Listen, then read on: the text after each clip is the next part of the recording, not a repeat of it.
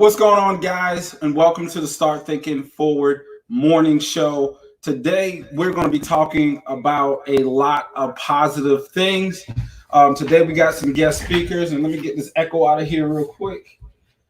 We have a guest speaker. We have a couple of guest speakers today. Today, we're going to have James M. Gallo. He's a medical doctor. He served as the Assistant U.S. Surgeon General, Rear Admiral in the United States Public Health Service, and Regional Health Administrator for the United States Department of Health and Human Services under both President Bush and Obama as a senior federal official for health, pandemic, influenza, and bioterrorism. So we're just going to dive into that. We're going to bring him on in a few, but there's a lot of discerning things that's happening right now. So for those that are just now following, before we bring on our guests, and we also have another guest, we have Justin Pogue. He's a real estate expert, and we're going to be bringing him on in a few, and he's going to be talking about how you can position yourself. First things first, there is a press release that was just put out, and I want to share my screen real quick about that. There's a press release out. And I'm going to see if I can blow this up real quick. I want you guys to make sure you can see this. But basically, there's a press release out right now that's saying that there are fraudulent checks going out. So let's pull up on that. So basically, the Secret Service has put out a press release saying that people are sending out fraudulent checks, saying that this is your stimulus check. So ultimately, what happens when you get this check, let's say you go and put it in your bank, they have access to your account information. They may try to contact you. So the Secret Service has put out a press release saying this is how your check is going to look. And also look at the bottom here. Let's see if we can zoom in a little bit. I want you to see this. But right here, it says, it has the actual president's name. They're confident in the seal. They're telling you what to look for in that check. So make sure that you are getting the right check and you're not being scammed, because if you get another check and you use that check, these people may hijack your real stimulus check when you get it. So that was something that just came out in the press release. Second thing we want to talk about is that there's a lot of rhetoric and stuff that's going on right now in our community. And it's kind of disconcerting because a lot of people just don't know what exactly is going on. So if you're trying to figure out what's going on and why, we're going to talk about that today. So the first clip I want to play, because I'm here in Georgia. So today is Georgia's first day for opening up. Now, the question, a lot of people are having is that, are they going to go to these facilities? Are all businesses going to be open? This was strongly against what the CDC, other health professionals have said that we should not be opening, that Georgia is on a tier of opening, I believe it's June 22nd, something to that effect. So ultimately, there's some stuff going on. So let's talk about it. But before we go there, let's talk first about the protesters. Let's talk real quick about these protesters.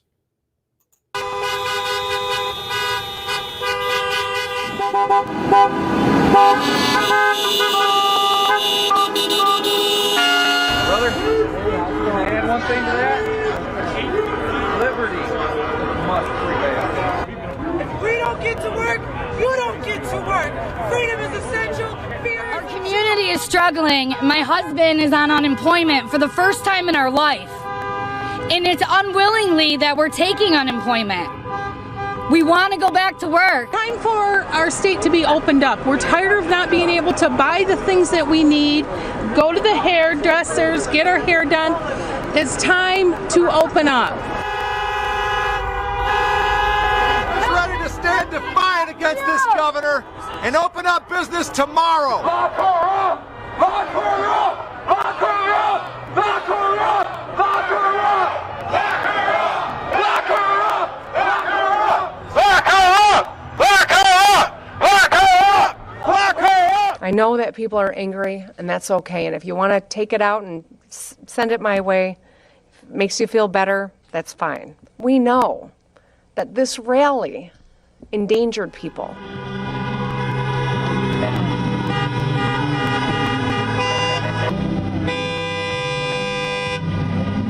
when people gather that way without masks, they were in close proximity, they were touching one another, that's how COVID-19 spreads. And so the sad irony here is that the protest was that they don't like being in this stay-home order, and they may have just created a need to lengthen it, which is something that we're trying to avoid at all costs.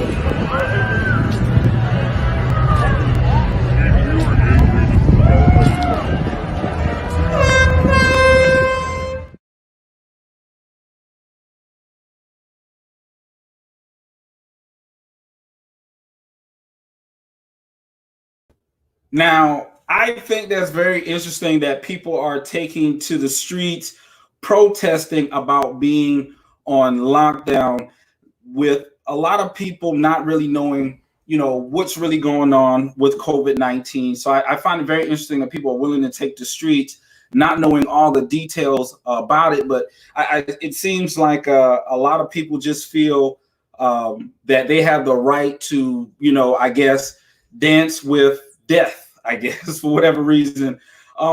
So real quick, I see that Justin is here. So Justin, I want you to chime in a little bit. I don't know if you got some something you want to share about what you just seen, but a lot of people don't know that there are literally protesters out here protesting, wanting to go back to work, even with some of the numbers still going up in various states. And we haven't even got to Georgia real quick. So Justin, you got any insight about this? It's really hard to know what's actually going on, because a lot of the statistics that are out there don't really make a lot of sense, because they're talking about, infection rates. Well, you haven't tested everybody, so you really don't know what the rate of infection is across the whole population. And you're also getting different bits and pieces of data. So I'm hearing in some quarters that hospitals are actually laying off people because they cannot perform the normal surgeries that they would perform as far as treating people who have cancer and heart disease and other health issues not related to COVID. And a lot of ICUs aren't full because they're waiting for all these COVID patients to come and they're not there. So there's a lot of uncertainty going on, and there's a lot of kind of data points on the ground that aren't matching what the federal information is telling us. Okay. So, I mean, if you look at it from that standpoint, I think, once again, like you said, there's a lot of misinformation. And then some people think that the federal government is overreacting this time. Some people saying it's not a pandemic, but a plandemic. For whatever reason, and there's a whole multitude of scenarios and things that people are shedding light on. But at the end of the day, I think that when you don't know, you just don't know. And I think that we don't have enough data. And, I hear a lot of people saying, well, I'm willing to do this and I'm willing to do that. But at the same time, they're exercising caution. I mean, like some people say, oh, it's not really, it's just a scare tactic. But they're still wearing the mask and they're taking the right procedures to prevent it. So it's just an interesting time how we see American people acting right now. And part of the reason that, I wanted to bring some people on like yourself is to make sure that we're focusing not on fear, but really focusing on the things that really matter the most. And in my mind, I think that is that eventually things are going to return to some type of normalcy, and that people need to be working on certain aspects of their life, financials and what have you, versus just worrying about COVID-19. There's a lot of people that, are already been exposed, are not showing any signs.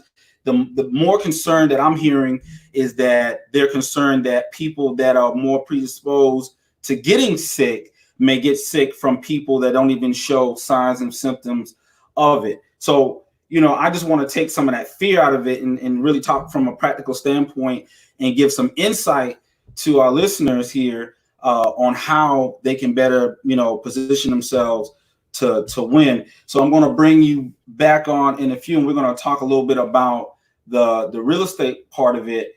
So I want wanted to play another video that once again can be kind of misleading, and this is coming directly from the White House. So let's go and look at this video real quick. This came out yesterday, and a lot of controversy behind it. So let's look at this video real quick and kind of see what's up. What are some of your opinions out there? So let's go ahead and roll that clip. With no silver bullet to knock out the coronavirus, President Trump is suggesting medical experts look into exposing the human body to light and heat as a possible treatment. Supposing we hit the body with a tremendous, whether it's ultraviolet or just very powerful light. And then I said, supposing you brought the light inside the body, which you can do either through the skin or in some other way. President Trump even posing the question to Dr. Deborah Birx on his coronavirus task force. Deborah, have you ever heard of that?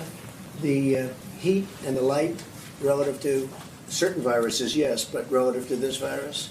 Not as a treatment. I mean, certainly fever is a good thing. When you have a fever, it helps your body respond. But not as I've not seen. It came after Bill Bryan, who leads Homeland Security's Science and Technology Division, said his researchers found the virus does not survive in warmer and more humid conditions. The virus dies the quickest in the presence of direct sunlight. But the virus has thrived in areas with more humid climates like New Orleans and South Florida, and overseas in places like Singapore and Brazil. Bryant later added that heat alone would not kill the virus, and people should continue to follow social distancing guidelines. It would be irresponsible for us to say that we feel that the summer is just going to totally kill the virus and that if it's a free-for-all and that people ignore those guidelines. That is not the case.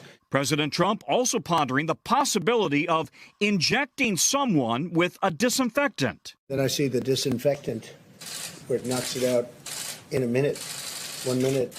And is there a way we can do something like that by injection inside or almost a cleaning that you're going to have to use medical doctors with? But it sounds interesting to me. This morning, medical experts are nearly unanimous in saying that trying unproven treatments can prove to be very dangerous, especially ingesting or injecting disinfectants. In fact, the maker of Lysol has issued a warning this morning concerned that people may try it. The maker of Lysol is saying we must be clear that under no circumstances should our disinfectant products be administered into the human body through injection, ingestion, or any other route. As with all products, our disinfectant and hygiene products should only be used as intended and in line with usage guidelines. The concern, Savannah, is that people may try this at home.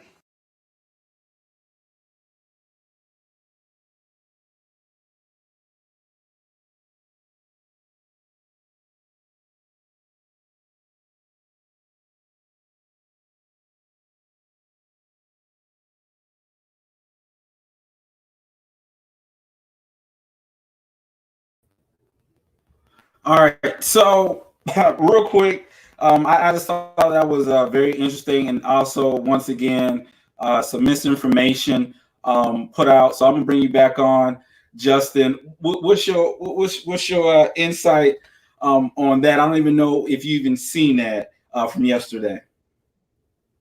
My concern about that is people are coming to these press conferences for answers. Not hype, not hope, not possibilities. I need to know what you know for sure, because I need to be working on facts. I'm trying to handle my family, deal with the economic outcome of this. I need some facts, some actual hard data to work with. And in this time of uncertainty, hard data is hard to come by, but the government is putting itself out there as the source of data for people to be using in their daily lives to better their own personal situation. So that information that he's putting about, well, maybe we can try this, maybe we can try that. No, you have the laboratories, go test it, go try it out. Bring me some answers back, please, because that's what I need to know. And if you're at the testing stage, just tell me that. But don't kind of put it out there as this hypothetical and then not follow up with, we're testing this, we're working on this, the study will be done in 2 months. You know, that's the kind of information I need to know. Exactly. Yeah. So real quick, so I know that you're also the author of the Rental Secrets. You went to Walden School of Business, so you got a BS in economics, MBA from Darden School, University of Virginia. So and you've also been on Fox. So you're definitely a subject matter expert. So what should people be focusing on right now when it comes to ownership right now? Because I know a lot of people are getting so concerned, they're sitting in the home, but like we talked about earlier, these stimulus packages are coming out. All these things is coming out, and this for some people is money that they're not accustomed to having. So where should they be putting this money at? Why? What decisions should they be making? How do they leave this coronavirus situation after everything's said and done in a much better situation? Yeah, absolutely. And the first step is taking stock of where you are and what resources you have, what skills you have, what was your background prior to the coronavirus, what educational level do you have? And I don't necessarily mean in terms of degrees. Have you been reading books about real estate? Have you been reading books about investing? And this is a great time to be working on that, because that 2 hours that you were spending in commute every day, you now have that as extra time to invest in yourself. And that's where I think people first need to start. Now, for people who are actually renters and they're receiving this $1,200 per person kind of thing, and then $500 for their children, we need to put that in perspective. That $1,200 is equal to the average monthly rent of a 2-bedroom apartment. So for a lot of people, that $1,200 will cover 1 month of rent, and that's about as far as that's going to go. So it really becomes important for people to think about how to negotiate with their landlord. And depending on their situation, they may say, well, I can go ahead and pay you the rent now, but I'm still dealing with a lot of uncertainty. So can we negotiate this rent amount? My rent amount may have been $1,200. Can we agree to $1,100 for this month, and that satisfies my obligation because you're getting money right now in hand, whereas other people are not paying you at all? Or can we maybe defer this rent payment out and give me 12 months to make up that rent payment and avoid the late fees?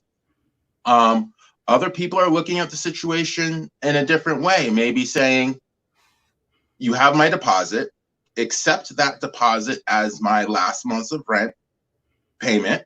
Let me move out, and I'm going to consolidate my household with someone else so I can cut down on my expenses. And those are all different ways that people who are in a rental situation can respond to this. Now, in terms of actually taking this money and going out and investing in property, it's a bit more of a dicey situation because there's uncertainty around the cash flows that a rental property would create in the future. And that's one of the ways that people evaluate what a property is worth, is based on the cash flows that it'll create in the future. So there's a lot of uncertainty around what a residential rental property is actually worth at this point in time. But definitely taking the time to put in the research, reading, plug into different podcasts, local real estate groups, and really educate yourself on investing in real estate and on the market now is an excellent use of your time right now. Certainly much better than watching the news all day. That's interesting that you bring that point up. So basically you're saying not necessarily for everyone, this may not be the best time to invest in real estate, especially if this is not something that you already planning for. So for those, let's just say, that are leasing, because right now I know that there's a proposed bill. I don't know if you're familiar with it, so I hate to put you on the spot, but I know that there's a proposed bill out right now that's talking about, rent and mortgage, basically forgiveness for a certain amount of months. Are you familiar with that? That conversation have really started at the beginning of this coronavirus situation. And the discussion of moratorium on evictions has started from the beginning. And from the landlord's point of view, it's like, okay, so I can't evict anyone, which means they don't have to, I have no recourse if people don't pay rent. But on the other side of this, I still have this mortgage to pay. And the conversations about mortgage deferment have been slower to occur. They've been occurring on a more individual case-by-case basis between landlord and lender. So actually deferring both of them is a step in the right direction. However, the landlord is still paying their property management companies. They're still paying the maintenance people to upkeep the property and respond to the needs of the residents. Property taxes are still going to be going on. So there's a lot of things that there are a lot of expenses that are still happening on the landlord side, even if the mortgage is deferred. And that's what a lot of landlords are hearing. Their mortgage may be deferred, but then on the other side, now there's this discussion of not beyond just a moratorium on evictions, beyond deferment of rent. Now there's this concept of the rent amnesty for a number of months, which again puts the landlord back in the situation where I have this mortgage obligation that got deferred, but then the rent was actually forgiven, and that puts them back in that same situation of not having funds to handle that particular mortgage that they have.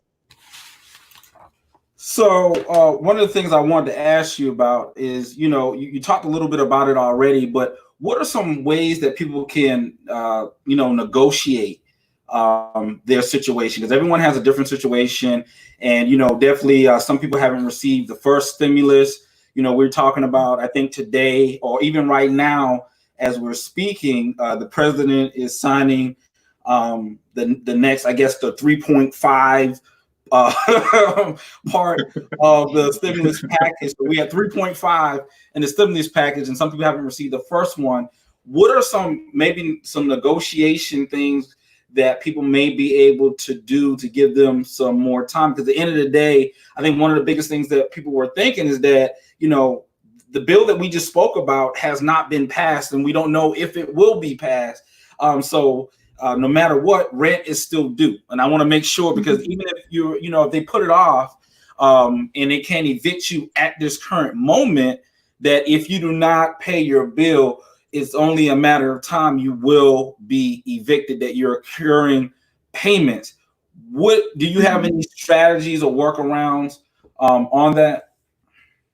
Yes. So what people should really be thinking about right now is, first, assessing what resources you have access to now. Was there some kind of severance pay from your previous job? What exactly are you receiving from unemployment? What amount of savings do you have, if any? Assess all of that information. Then you can talk to your landlord intelligently about your specific situation. Okay. Now, not everybody has lost their job. So for those people who do have their jobs, they can actually go to the landlord and say, well, my rent this month was supposed to be $1,200. I'm dealing with a lot of uncertainty here. I do still have employment going on. Can we maybe negotiate this monthly rent payment down $100 or whatever and satisfy my obligation now? Because money in your hand right now is worth more than money that you may receive 3, 6, 12 months from now. Exactly. That's the first thing. The second thing is, if you've lost your job and the unemployment is coming in is not going to be enough to maintain this particular household, then you may want to think about whose other household might I be able to move into? Might I be able to share household expenses with brother, sister, mother, what have you? Can I possibly rent a room in the apartment that I have to someone else to increase the amount of monetary resources that I'm working with? And then you can use that information to negotiate with the landlord when you have that conversation. So it's really important to think broadly about what options are out there. And another point I'd make is in terms of your relationship with your landlord. Okay, it's really important that people manage what I call social capital. And what I mean by that is your relationship with the landlord. Have you actually been paying rent on time? Have you been following the community rules? Have you been do you have good relationships with the other people who are living around you? And those things are really important, because if I'm the landlord and I'm actually going to enter into a negotiation with someone, I want it to be with someone that I want to keep in my building. If I'm not really interested in keeping you in my building, then I'm not really interested in negotiating with you. So those other factors really come into play when you run into situations like this, where your income has been completely disrupted and you're trying to work through a situation with your landlord. But communication, social capital, and knowing what resources you have to bring to bear are all really important in this situation. All right, so I definitely appreciate that insight. So real quick, we're going to go over the video about Georgia today. If you don't know, today is our first day being reopened. So I want to take some time real quick and play that video for everyone to see. And when we come back, we're going to talk a little bit about that. This morning, gyms, tattoo parlors, and bowling alleys in Georgia opening their doors for the first time in weeks. We're shutting down pairs in between the other lanes, so at the closest anybody will actually be to your group is 11 feet. The state's governor easing coronavirus restrictions beginning today, giving businesses the green light to reopen. We don't even let people inside the building anymore. But the reaction from small business owners is mixed. We're putting, people over profit at the end of the day. Some saying they aren't taking any chances. I just would never feel comfortable if anything ever happened to any of my clients because they came in my salon. While others say they are eager to safely get back to business. We are not using our snack bar, we're not using our lounge, we're not using the arcade. I wasn't happy with Brian Kemp.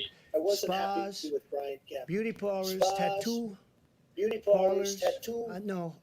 Even President Trump, who is encouraging states to ease restrictions, is calling out Georgia's governor for opening up too much too soon. I said, you do what you think is best. But if you ask me, am I happy about it? I'm not happy about it. Safety recommendations during the pandemic are constantly changing. Just yesterday, one study said states like Texas and South Carolina could begin to reopen by June 1st. But 24 hours later, distancing measures should stay in place for at least another 6.5 weeks. My book is already full. And Georgia is not alone in its quest to reopen. Salons in Oklahoma already have full schedules beginning today, while Tennessee promises to lift restrictions by Thursday. Everybody needs to go back to work. Everybody wants to go back to work. And in Texas, restrictions may still be in place, but some businesses say they can't stay closed another day. We have to open. We have to survive, and that's what we're doing. We have to survive.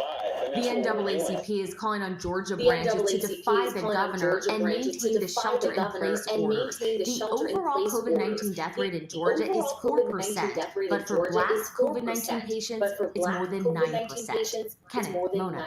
Megan, thank you. Hi, everyone. George Stephanopoulos here. Thanks for checking out the ABC News YouTube channel. If you'd like to get more videos, show highlights, and watch live event coverage, click on the right over here to subscribe to our quick. I wanted to kind of talk a little bit about that. What do you think are some of the implications for the real estate market? And I'm going to speak specifically to African Americans here, because, what we're hearing is that, people are ready to open back up. And a lot of the people that's going to be mostly affected by this is going to really be the disenfranchised people. So how do you think they can have a leg up? Because even if we are opening and everything goes well, which I'm hoping it does, what about those that for whatever reason the job isn't coming back, and we know that that's going to be kind of representative of our communities? What are some of the things that people, in your opinion, that they can do to offset that possibly? So as we heard in that clip, small businesses do want to open up, and they are going to need employees to do that. Now, some of those employees are going to choose to come back and work in this environment, given that it's so early in this opening up process. There's still a lot of uncertainty, and then some won't. If you are open to doing that, if you are open to going back to work, then definitely, apply. But understand, this is an individual choice. I heard one of the small business owners say that she would be appalled if anything happened to any of her clients. But what she's not realizing is those clients are choosing to come to her and use her service, and they understand that there are certain risks attached to that. And these are risks that happen all the time. Even before COVID, we were exposed to bacteria and viruses. Those things exist out there. They're real. They were there before COVID became a household name.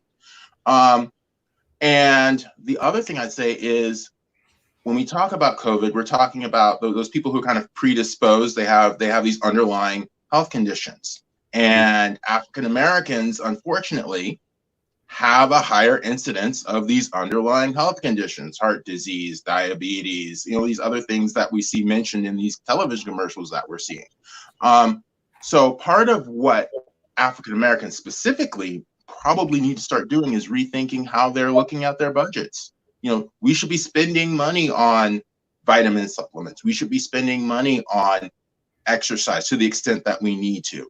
There's some changes that we need to be making so that we have less instances of these underlying health issues, and that we can be healthier overall, and that our immune systems can be healthier. One of the things that really floors me about this whole thing is that the CDC never came out and said, yes, this is why we told you to eat your vegetables.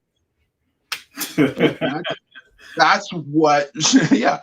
That's really what should have been going on. What are things that average people can do to better their situation and better their immune system? Exercise, eating vegetables, vitamin supplements. These are things that people should be thinking about adding into their budget. Because if you can make room for other things in your budget, cable TV, Jordan sneakers, rims, these kinds of things, then you may want to put some thought into some of the other things that can help your immune system function better. So there's a little bit of a shift in thinking away from the consumerism, away from, shall we say, ostentatious consumerism, more towards internal and health supportive consumer ideas. Yeah. Justin, to be honest with you, what alarms me the most is that a lot of people are going to leave this situation in a worse off position than they were before COVID-19. So that's what really concerns me. And so I want to make sure that, that I can give or bring people, to this platform that are subject matter experts like yourself that can talk about these things that's going to better position them. Because I think the worst thing to happen is that you leave the situation, and let's just say, in some instances, there are people that will be receiving stimulus monies, that those monies are more than they ever received when they were working. So what should you be doing if you're getting this money? You got more time, because everyone always, complain about, well, I don't have enough time to start a side hustle, to start a business, to look into real estate, whatever it is. So now you got nothing but time. But the question then is, now you got the time, what are you focusing on? And now when you get this money, you get this stimulus check, what are you going to do with it? What are your suggestions to people right now that they should be looking at doing with their funds they're getting ready to receive? Yeah, so definitely people should be looking at starting some type of side hustle. What is a service that you can do, that you can provide? And it may be landscaping, it may be babysitting services, it may be some type of consulting services if you're in the business space, something like that. There are all kinds of side businesses that people can start, or just even start researching. And there are a number of books that are available. You can order them from Amazon now that you have your stimulus money, or you may even be able to get them from the library online for free. And just start testing out what services might people be interested in, and compare that with what your skills and capabilities are. Because you don't necessarily have to only depend on a particular job for your income, or wait for someone to give you a job. You may actually be able to create that income on your own. So the time that you now have, that you're sheltering in place, that you're spending watching television, and not just television, watching the news, that time can really be better spent on figuring out how you can apply your skills to a particular side hustle or to a particular investment strategy. And I know that a number of different business advisors are doing webinars. Many of them are free right now on different investment topics that you could get involved in. And you don't have to be committed to any one or the other. Just take the time, now that you have it, to go out and see what's available out there, what's possible. Because you really didn't have time to do it when you were doing 80-hour work weeks and rushing home to fix dinner for the kids and all of that.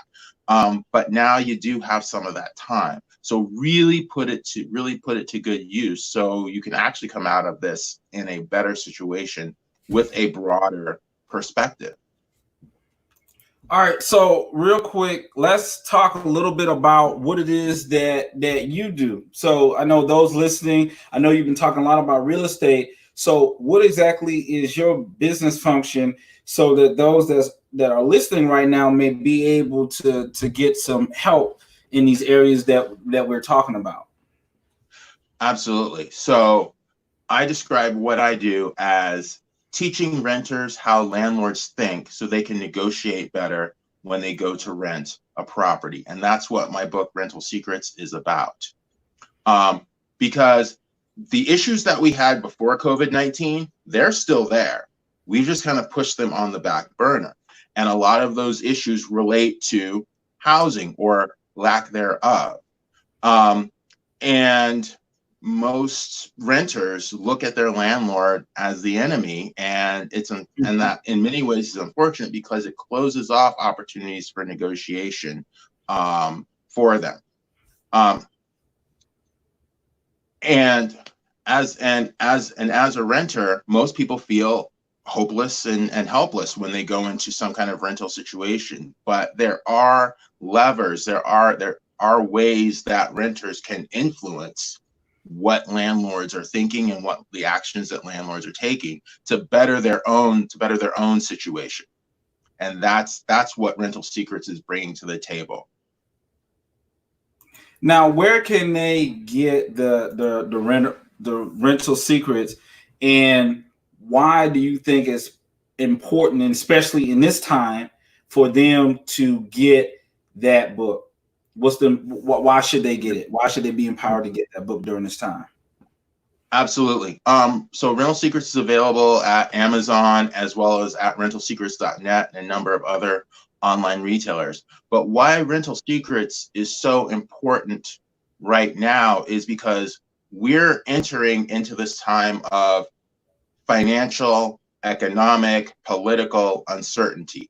And when you're going through a period of time like that, you want to have as much control as you can over what's going on with your finances. And for the majority of renters, rent is the biggest financial expense that they have month in, month out.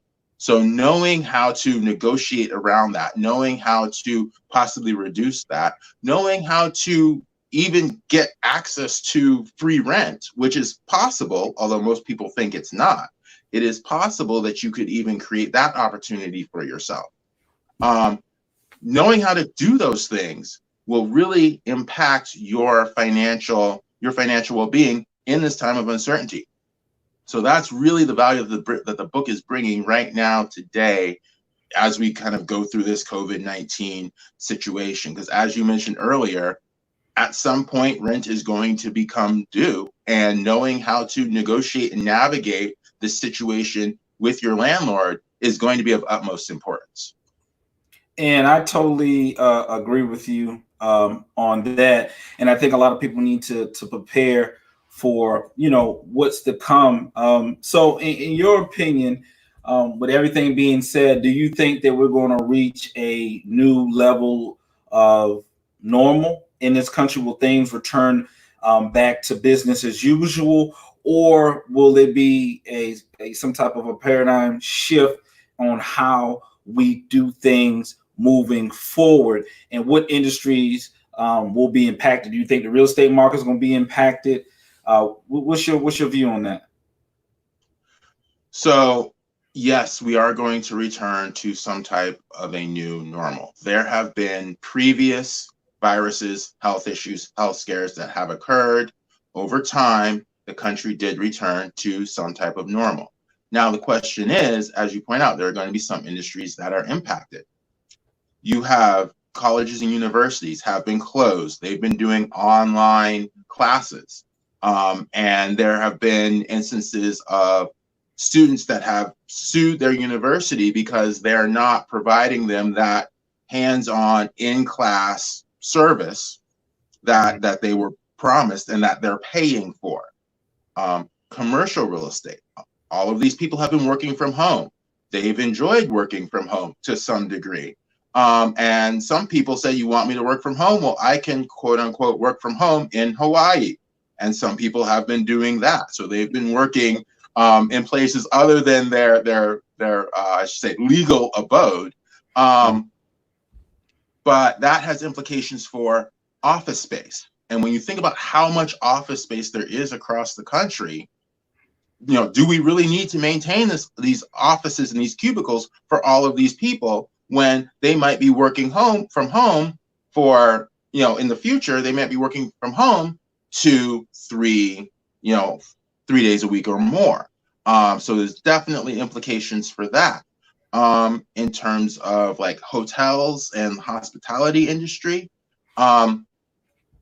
there's going to be a lot more emphasis on maintaining the cleanliness of those hotel rooms, disinfecting the hotel rooms. I mean, everything down to disinfecting the carpets between people coming in, not just vacuuming, but actually maybe steam cleaning and shampooing the carpets in between people and in between guests using that room. So there are going to be a lot of implications, and they're going to affect each industry differently.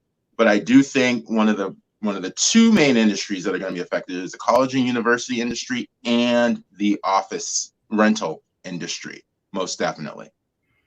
Okay. So with that being said, what type of reform? Because the technology's been out there for a while. I remember when I was in college, we had Blackboard and stuff like that. So, all these things are already, been there.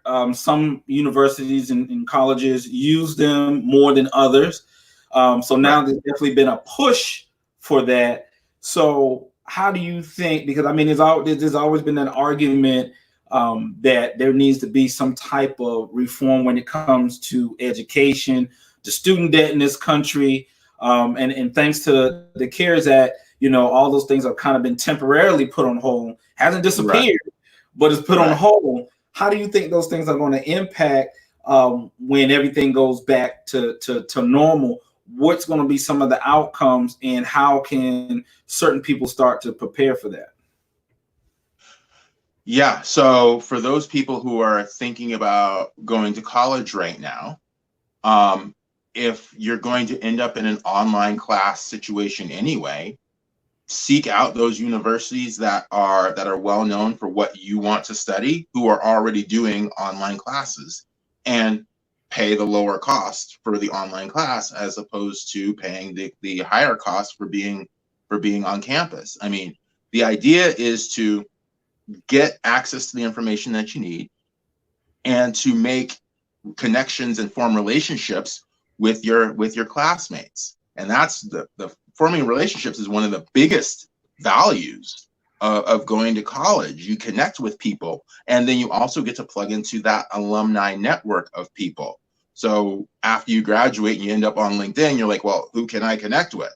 An obvious starting place is that whole alumni network and the people that you went to school with.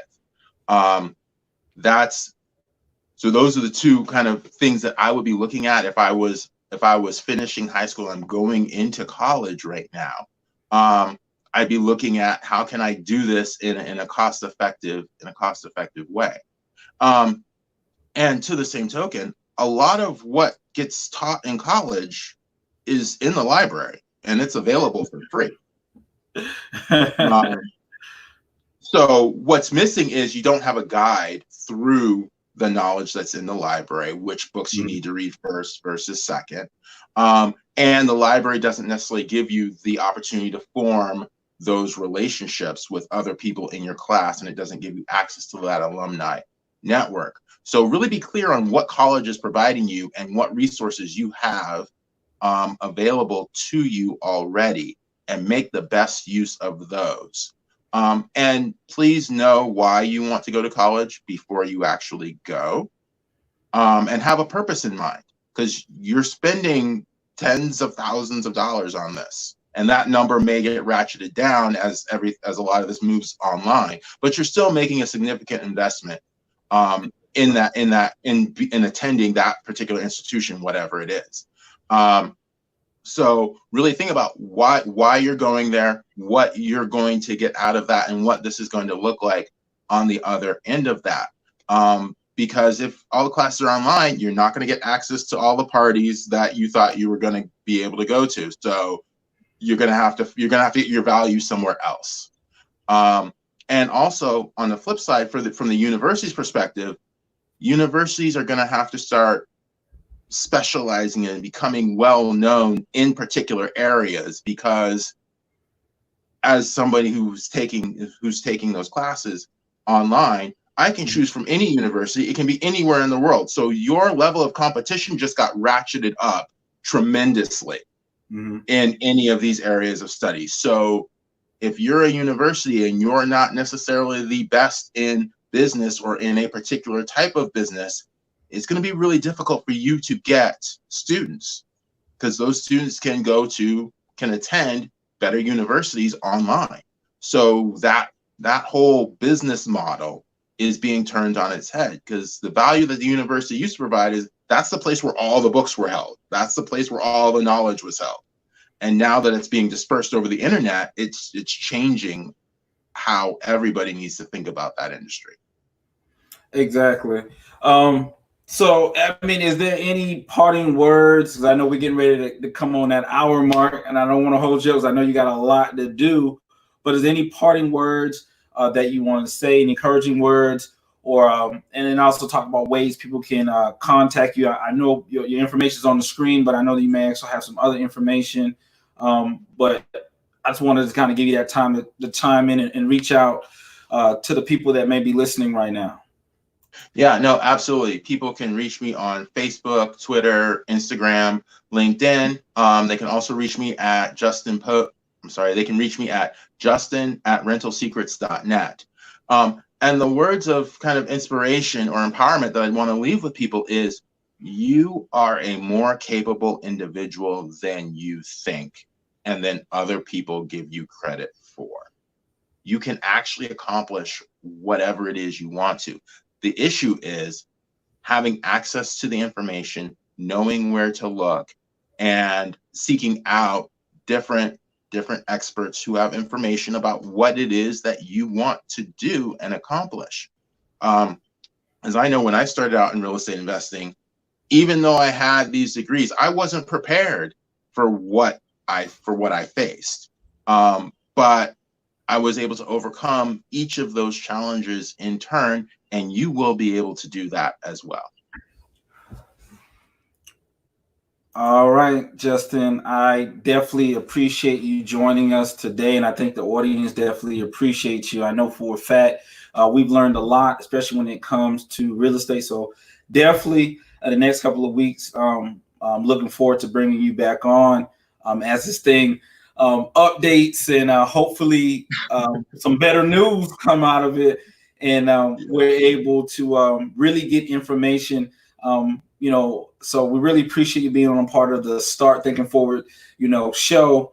And this is also being broadcasted live and also to various podcasts. So this will be on iHeartRadio for those that are listening to be able to get this podcast and video vlog that we have. But we always talk about, real issues for real people. So try not to ever water it down and just be real and upfront with people and try to give them the information that they need. So we really appreciate you coming on today and helping us out to get a better understanding of real estate and many different areas that you touched on today. So we greatly appreciate that. Thank you. I appreciate the opportunity to be here. All right. Thank you, Justin. So we look forward to seeing you again. All right. You have a great day. All right. You too. Hey, guys, real quick. That was a very interesting show that we had with Justin Pogue about real estate, about COVID-19, about the shutdown, or should we say right now, the reopening. So we're going to be carefully monitoring to see what happens in the next couple of weeks. As you know, Georgia's been reopened against the White House's and the president's outline. He kind of went back on the idea of reopening because of health concerns. So we'll see in the next couple of weeks, but we're going to continue to keep bringing you information, facts, the news that you can use, right? So, hey guys, thank you for tuning in to the Start Thinking Forward podcast. And until next time, we'll see you later.